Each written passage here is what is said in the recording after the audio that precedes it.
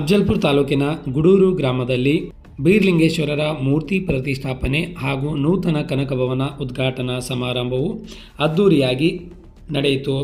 ಕಾರ್ಯಕ್ರಮ ಉದ್ದೇಶಿಸಿ ಮಾತನಾಡಿದ ಬಡದಾಳ ತೇರಿನ ಮಠದ ಡಾಕ್ಟರ್ ಚನ್ನಮಲ್ಲ ಶಿವಯೋಗಿ ಶಿವಾಚಾರ್ಯರು, ಯಾವ ಗ್ರಾಮದಲ್ಲಿ ದೇವರ ಮೇಲೆ ದೈವಿ ಶಕ್ತಿಗೆ ಆದ್ಯತೆ ನೀಡುತ್ತಾರೋ ಆ ಗ್ರಾಮದಲ್ಲಿ ಶಾಂತಿ ಸಹಬಾಳ್ವೆ ನೆಲೆಸುತ್ತದೆ.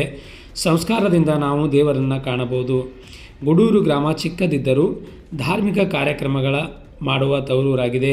ಇಂದು ಗ್ರಾಮದಲ್ಲಿ ಬೀರಲಿಂಗೇಶ್ವರ ದೇವಸ್ಥಾನದ ಮೂರ್ತಿ ಪ್ರತಿಷ್ಠಾಪನೆ ಮಾಡಿದ್ದು ಹಾಲುಮತ ಸಮಾಜದ ಭಕ್ತರಷ್ಟೇ ಅಲ್ಲದೆ ಗ್ರಾಮದ ಎಲ್ಲ ಜಾತಿ ಧರ್ಮದ ಮುಖಂಡರು ಭಾಗಿಯಾಗಿ ಅದ್ಭುತ ಕಾರ್ಯಕ್ರಮ ಮಾಡಿದ್ದು ಬಹಳಷ್ಟು ಸಂತಸ ತಂದಿದೆ ಎಂದರು. ತದನಂತರ ಮಾತನಾಡಿದ ಕುರುಬ ಸಮಾಜದ ಜಿಲ್ಲಾಧ್ಯಕ್ಷ ಗುರುನಾಥ್ ಪೂಜಾರಿ, ಧಾರ್ಮಿಕತೆಗೆ ಅತಿ ಹೆಚ್ಚು ನಂಬಿರುವ ಜನ ಎಂದರೆ ಹಾಲುಮತ ಸಮಾಜ. ನಂಬಿಗಸ್ತ ಸಮಾಜಕ್ಕೆ ಕುರುಬ ಸಮಾಜವೇ ಉದಾಹರಣೆಯಾಗಿದೆ. ಆದ್ದರಿಂದ ನಮ್ಮ ಸಮಾಜ ಬಾಂಧವರು ಸಾವಿರಾರು ವರ್ಷಗಳ ಇತಿಹಾಸವುಳ್ಳ ಸಂಸ್ಕೃತಿ ಪರಂಪರೆಯನ್ನು ಮುಂದುವರಿಸಿಕೊಂಡು ಬಂದಿದ್ದಾರೆ ಎಂದರು. ತದನಂತರ ಮುತ್ತೈದರಿಗೆ ಉಡಿ ತುಂಬುವ ಕಾರ್ಯಕ್ರಮ ಪೂಜ್ಯರ ಸಮ್ಮುಖದಲ್ಲಿ ನೆರವೇರಿತು. ಇದೇ ಸಂದರ್ಭದಲ್ಲಿ ಕನಕಗುರು ಪೀಠದ ಪೂಜ್ಯರಾದ ದಾಸೋಹ ಮೂರ್ತಿಲಿಂಗ ಬೀರದೇವರು, ನಾಗೋಮುತ್ತೆಯವರು, ಶಶಿಕುಮಾರ ಸ್ವಾಮಿಗಳು, ಗರೀಬ್ ಶಾವಲಿ ದರ್ಗಾ ಶ್ರೀಗಳು, ನಿಂಗಪ್ಪ ಪೂಜಾರಿಯವರು ಹಾಗೂ ಶರಣಯ್ಯ ಸ್ವಾಮಿಗಳು ಸೇರಿದಂತೆ KKRTC ಅಧ್ಯಕ್ಷರಾದ ಅರುಣ್ ಕುಮಾರ್ ಪಾಟೀಲ್, ಮಾಜಿ ಸಚಿವ ಮಾಲಿಕಯ್ಯ ಗುತ್ತೇದಾರ್, KPCC ರಾಜ್ಯ ಹಿಂದುಳಿದ ವರ್ಗಗಳ ಉಪಾಧ್ಯಕ್ಷ JM ಕುರುಬು, ಕುರುಬರ ಸಂಘದ ಜಿಲ್ಲಾಧ್ಯಕ್ಷ ಗುರುನಾಥ್ ಪೂಜಾರಿ, ಬ್ಲಾಕ್ ಕಾಂಗ್ರೆಸ್ ಅಧ್ಯಕ್ಷ ರಮೇಶ್ ಪೂಜಾರಿ, ಉಪಾಧ್ಯಕ್ಷ ಶಿವಾನಂದ್ ಗಾಡಿ ಸಾವ್ಕಾರ್, ಗ್ರಾಮ ಪಂಚಾಯಿತಿ ಅಧ್ಯಕ್ಷರಾದ ಭೀಮಾಶಂಕರ್ ಪಗಡಿ, ಸದಸ್ಯರಾದ ನಾಗರಾಜ್ ಶಿವಲೀಲಾ, ರವೀಂದ್ರ ಸಿಂಧೆ, ನಾಗೇಶ್ ದನ್ನೂರ್, ಶಿವಶರಣಪ್ಪ ಪೂಜಾರಿ, ಮಾಳಪ್ಪ ಪೂಜಾರಿ ಸೇರಿದಂತೆ ಗ್ರಾಮದ ಹಲವು ಮುಖಂಡರು ಭಾಗಿಯಾಗಿದ್ದರು. ಇಷ್ಟೆಲ್ಲ ನಮ್ಮ ಶಿವಾನಂದ ಹೇಳಿದೀವಿ, ಗುಡೂರು ಯಾವ ಕಾರ್ಯಕ್ರಮಗಳು ಸಣ್ಣ ಮಾಡಂಗಿಲ್ಲ ಅಂತೇಳಿ. ಧರ್ಮದಲ್ಲಿ ಎತ್ತಿದ ಕೈ ಧರ್ಮವನ್ನು ಮಾಡ್ತಕ್ಕಂಥ ಜನ ಯಾರಿದ್ದಾರೆ ಅವರು ಗುಡೂರು ಗ್ರಾಮ ಜನ. ಯಾರು ಮಾಡಿರಬಾರ್ದು ಅಂತ ಕಾರ್ಯಕ್ರಮ ಮಾಡಿದ್ದಾರೆ. ಅಂತ ಒಂದು ಭಕ್ತಿಯನ್ನು ಹೊಂದಿರತಕ್ಕಂಥ ಸರ್ವ ಜನಾಂಗ ತಾವೆಲ್ಲರೂ ಕೂಡ ಬರ್ತಕ್ಕಂಥ ದಿನಮಾನದೊಳಗ ಎಲ್ಲರೂ ಒಂದಾಗಿ ಒಮ್ಮಸ್ಸಿನಿಂದ ಕಾರ್ಯಗಳು ಮಾಡಿರೋ ತಮಗೆ ಚನ್ನಮಲ್ಲೇಶ ಉತ್ತರೋತ್ತರವಾಗಿರ್ತಕ್ಕಂಥ ಆಯುಷ್ಯಾರೋಗ್ಯಗಳು ಕೊಟ್ಟು ಕಾಪಾಡಲಿ ಹಾರೈಸಿ ಎರಡು ಮಾತುಗಳ ರಾಜಕೀಯ ಉದ್ದೇಶ ಮಾತಾಡೋಕೆ ಸಲುವಾಗೆಲ್ಲ ನೀವು ಹೇಳೋದು ಸತ್ಯದ. ಆದ್ರೆ ಅವ್ರೇನ್ ಹೇಳ್ಯಾರಂತಂದ್ರೆ ಒಳಗಿದ್ದಂತ ನೋವು ಈ ಸಮಾಜದಲ್ಲಿ ತಿಳ್ಕೊಬೇಕನ್ನೋ ಉದ್ದೇಶದಿಂದ ಮಾತಾಡ್ರ, ಮತ್ತೇನು ಬೇರೆ ಇಲ್ಲ.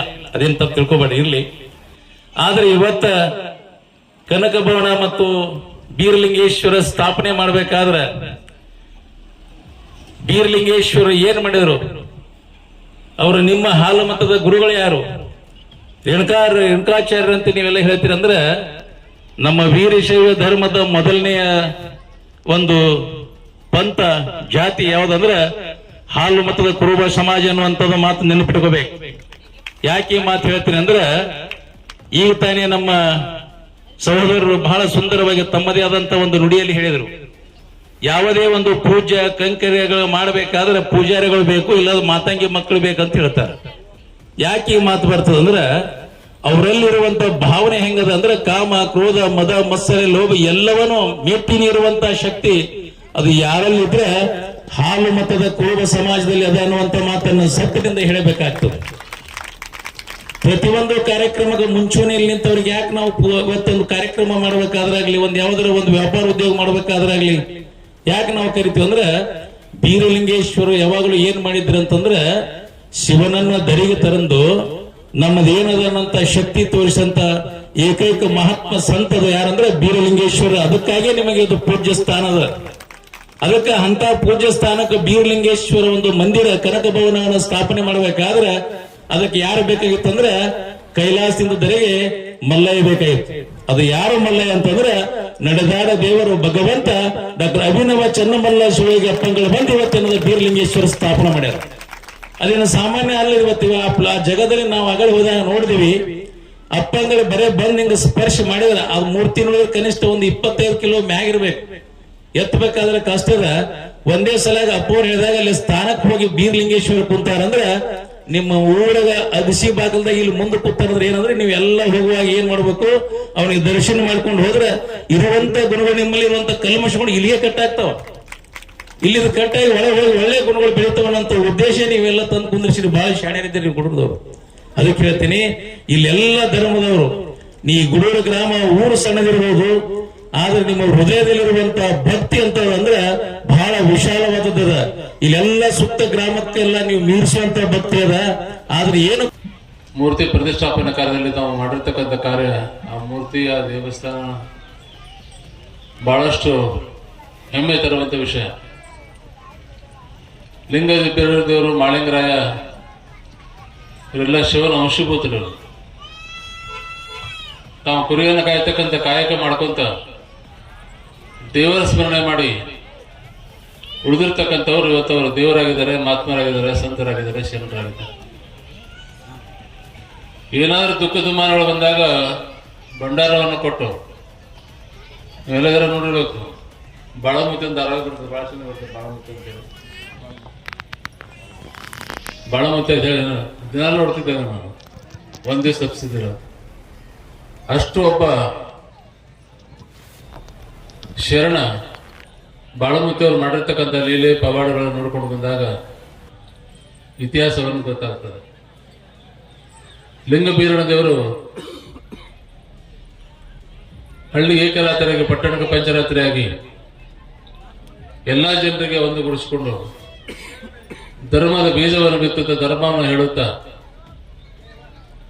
ನಾಡನ್ನು ಬೆಳಗಿದವರು.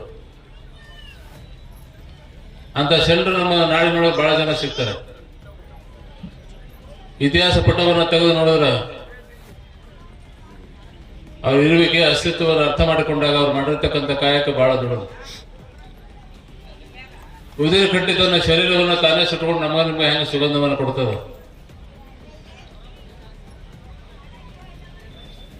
ಅದೇ ತೆರನಾಗಿ ಪ್ರಣತಿಯಲ್ಲಿ ತಲೆ ಎತ್ತಿ ನಿಂತಿರ್ತಕ್ಕಂಥ ದೀಪ ತನ್ನನ್ನು ತಾನೇ ಸುಟ್ಕೊಂಡು ನಮಗೆ ಹೆಂಗೆ ಬೆಳಕನ್ನು ಕೊಡ್ತದ.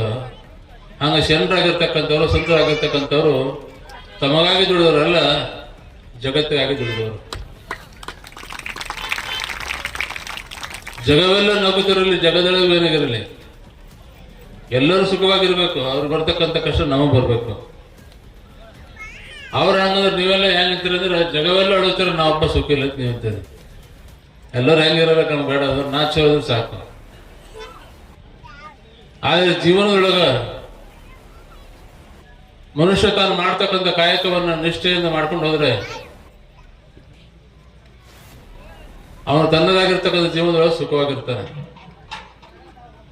ನಾವೆಲ್ಲ ಏನಾಗ್ಬಿಟ್ಟಿವಿ ಅಂದ್ರೆ ಸ್ವಾರ್ಥಿಗಳಾಗ್ಬಿಟ್ಟಿವಿ. ಈಗ ಯಾರು ಮುಂದೆ ಕೊಂಡ್ರೆ ಹಿಡಿದು ಜಗತ್ತೀವಿ ನಾವು. ಯಾರಾದ್ರೂ ಚಲೋ ಬೆಳೆದ್ರಂದ್ರ, ಭೂಮಿ ಬೆಳೀತಂದ್ರ, ಸರಿಯಾಗಿ ಚೆನ್ನಾಗಿ ಮನೆ ಕಟ್ಕೊಂಡ್ರಂದ್ರ ಖುಷಿ ಪಡಂಗಿಲ್ಲ ನಾವು. ಖುಷಿ ಪಡ್ಬೇಕು. ಯಾಕಂದ್ರೆ ಇನ್ನೊಬ್ರು ಬೆಟ್ ಮಾಡಿ ತೋರಿಸ್ತೀವಿ ನಾವು. ಅವ ಬಹಳ ಸುಮಾರದಾನ. ಅವನ ಕಡೆ ಒಂದ್ ಪಟ್ಟಿದ್ರೆ 3 ಪಟ್ಟು ನಮ್ಮ ಕಡೆ ಇರ್ತಾವ. ಅವನ 3 ಪಟ್ಟು ನೀ ಕೆಟ್ಟಾಗಿದ್ದ ಮೊದಲು ನೀ ಅರ್ಥ ಮಾಡ್ಕೋ. ಅವ 1 ಪಟ್ಟು ಕೆಟ್ಟಾಗಿದ್ರೆ ಅವನು 3 ಪಟ್ಟು ನೀ ಕೆಟ್ಟಾಗಿದ್ದಿ. ನಿನ್ನ ನೀ ತಿಳ್ಕೊಂಡು ನಡಿ, ನೀನ್ ಒಳ್ಳೇದಾಗತ್ತ. ಆದ್ರೆ ಇವತ್ತು ಏನಾಗ್ಬಿಟ್ಟಂದ್ರ, ಏನ್ರಿ ಜನ ಇವತ್ತು ಕಾಲ ಬಹಳ ಕೆಟ್ಟದ, ಕಾಲ ಸುಮಾರಾಗ್ಯದ. ಕಾಲ ಕೆಟ್ಟಿಲ್ಲ, ಮನುಷ್ಯರ ಮನಸ್ಸುಗಳು ಕೆಟ್ಟಿದ. ಅದೇ ಸೋಮವಾರದ, ಅದೇ ಮಂಗಳವಾರದ, ಅದೇ ಬುಧವಾರದ, ಅದೇ ಯುಗಾದಿದ, ಅದೇ ಹೋಳಿ ಹುಣ್ಣಿದ, ಯಾವ ಬೇರೆ ಆಗಿಲ್ಲ. ಮನುಷ್ಯನ ಮನಸ್ಸು ಸಂಕುಚಿತಗೊಂಡಿದ್ದೇವೆ, ಮನಸ್ಸು ಸಣ್ಣದಾಗಿದೆ.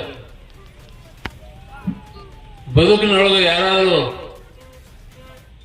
ಮುಂದಕ್ಕೆ ಹೋದ್ರೆ ಇಡೀ ಜಗತ್ತದ ಕೆಲಸ ಎಂದು ಮಾಡಬಾರ್ದು. ಒಂದ್ಸಲ ಹಡಿನೊಳಗ ಆಮಿ ತರ್ತಾರ, ಆಮಿ ಅಂತಾರೆ ಅಂತಿರತ್ತೆ ಎಡಿ. ಒಂದೊಂದು ದೇಶದ್ದು ಒಂದು 20-30 ಬಾಕ್ಸ್ ಇದ್ದು, ಒಂದೊಂದು ಅಮೆರಿಕದ್ದು, ಇಂಗ್ಲೆಂಡದು, ರಷ್ಯಾದ್ದು, ಇರಾಕ್, ಇರಾನ್, ಇಂಡಿಯಾದು ದೊಡ್ಡ ದೊಡ್ಡ ಬಾಕ್ಸ್ ಇದ್ದು. ಬಾಕ್ಸ್ ಎಲ್ಲ ಪ್ಯಾಕ್ ಮಾಡಿದಿರ್ತಾವ, ಹೊಸ ಪ್ಯಾಕ್ ಮಾಡಿದ್ರು. ಆದ್ರೆ ಇಂಡಿಯಾದ ಆಮಿಗಳು ಬಾಕ್ಸ್ ಖುಲ್ಲ ಬಿಟ್ಟಿರು, ಪ್ಯಾಕ್ ಮಾಡಿದಿಲ್ಲ. ಯಾರೋ ಬಂದು ನೋಡಂದವ, ಯಾಕೆ ಇವಕ್ಕೆಲ್ಲ ಪ್ಯಾಕ್ ಮಾಡಿದ್ರೆ ಇಂಡಿಯಾದಾಗ ಖುಲ್ಲ ಬಿಟ್ರಿ. ಬೇರೆ ದೇಶ ಆಮಿಗಳು ಮ್ಯಾಲಕ್ಕೆ ಹೋಗ್ತಿದ್ರು, ಕೆಳಗಿನ ಆಮಿ ಎತ್ತಿ ಕೊಡ್ತಾವ, ಮ್ಯಾಲಕ್ಕೆ ನಡಿ ದಾಟ ಅಂತೇಳಿ. ಇಂಡಿಯಾದ ಆಮಿ ಹಿಡಿದು ಜಗತ್ತು ತೆಳಗ ತಮ್ಮ ಜಗತ್ತು ಏನು ಕಟ್ಟೋದು ಬೇಡ ಅಂತ. ನಮ್ಮದು ಜೊಕ್ಕದು ಮೇಲೆ ಹೋಗೋದಿಲ್ಲ. ಹಂಗ ನಾವೆಲ್ಲ ಏನಾಗ್ಬಿಟ್ಟಿವಿ ಅಂದ್ರೆ ಮನುಷ್ಯನೊಳಗೆ ಸಣ್ಣವರಾಗಿ ಏನೇನೋ ತಪ್ಪು ಮಾಡ್ತೀವಿ. ಮೊದಲ ಒಂದು ಒಣ ಬಂತು. ಮೂರ್ತಿ ಪ್ರತಿಷ್ಠಾಪನೆಯಲ್ಲಿ ನಾನು ಪ್ರಾಮಾಣಿಕವಾಗಿ ಕೆಲಸ ಮಾಡಬೇಕು ಅಂತಕ್ಕಂಥ ಆಧ್ಯಾತ್ಮಿಕ ವತಿಯಿಂದ ನೀವೇನಾದ್ರೂ ಕೆಲಸ ಮಾಡಿದ್ದೆ ಆದ್ರೆ ಅದು ಸಾರ್ಥಕ ಜೀವನ ಆಗ್ತದೆ. ಆ ಸಾರ್ಥಕ ಜೀವನ ನೀವು ಇವತ್ತಿನ ದಿವಸ ಹುಡುಗರಲ್ಲಿ ಏನ್ ಬೀರಲಿಂಗೇಶ್ವರ ಮೂರ್ತಿ ಸ್ಥಾಪನೆ ಮಾಡ್ತಾ ಇದ್ದೀರಿ, ತಮ್ಮೆಲ್ಲರ ಜೀವನ ಸಾರ್ಥಕ ಆಗ್ತದೆ ಅಂತಕ್ಕಂಥ ಮಾತನ್ನು ಇವತ್ತು ಹೇಳ್ಬೇಕಾಗ್ತದೆ. ಅಂದ್ರೆ ಸಾರ್ಥಕ ಆಗ್ತದೆ. ಯಾಕಂತಂದ್ರೆ ಮನುಷ್ಯ ಅಂತಂದ್ರೆ ಇನ್ಕ್ಲೂಡಿಂಗ್ ನಾವೆಲ್ಲರೂ ಕೂಡ್ಕಿ ಸರ್ ಚಿಂತೆಯಲ್ಲೇ ಇರ್ತೇವೆ. ನಾವು ಪ್ರತಿ ದಿವಸನೂ ಚಿಂತೆಯಲ್ಲೇ ಇರ್ತೇವೆ. ಯಾವತ್ತೂ ಸಹ ನಾವು ಆರಾಮಾಗಿದ್ದೇವೆ ಅಂತಕ್ಕಂಥ ಮಾತನ್ನ ನಾವು ಹೇಳೋದಿಲ್ಲ. ದೇವರ ದಾಸಮಯ್ಯನವ್ರು ಹೇಳ್ತಾರಲ್ಲ, ಏನ್ ಹೇಳ್ತಾರೆ ಅಂತಂದ್ರೆ ಬಡತನಕ್ಕೆ ಉಂಬುವ ಚಿಂತೆ, ಬಡತನಕ್ಕೆ ಉಂಬುವ ಚಿಂತೆ, ಉಂಡರೆ ಉಳುವ ಚಿಂತೆ, ಉಂಡರೆ ಉಡುವ ಚಿಂತೆ, ಉಟ್ಟರೆ ಇಡುವ ಚಿಂತೆ, ಇಟ್ಟರೆ ಹೆಂಡರ ಮಕ್ಕಳ ಚಿಂತೆ, ಮಕ್ಕಳಾದರೆ ಕೇಡಿನ ಚಿಂತೆ. ಇಂತಿ ಜೀವನವೆಲ್ಲವೂ ಚಿಂತೆಯಲ್ಲಿ ಹೋಗ್ತದೆ. ಆ ಚಿಂತೆಯನ್ನ ಕಳಿಬೇಕಾಗ್ತದೆ, ಚಿಂತೆಯನ್ನ ದೂರ ಮಾಡ್ಬೇಕಾಗ್ತದೆ. ಚಿಂತೆಯಿಂದ ನಾವು ವಿಮುಕ್ತರಾಗಬೇಕು ಅಂತಂದ್ರೆ ಇಂತಹ ಒಂದು ಪವಿತ್ರವಾದಂತಹ ದೇವಸ್ಥಾನವನ್ನ ನಿರ್ಮಾಣ ಮಾಡುವುದರ ಮುಖಾಂತರ ನಾವು ನಿಶ್ಚಿಂತರಾಗಿ ಬಾಳ್ತೇವೆ ಅಂತಕ್ಕಂಥ ಮಾತನ್ನು ಸಂದೇಶವನ್ನ ಇವತ್ತು ನಾವು ಕೊಡ್ತಾ ಇದ್ದೇವೆ ಅಂತಕ್ಕಂಥದ್ದು.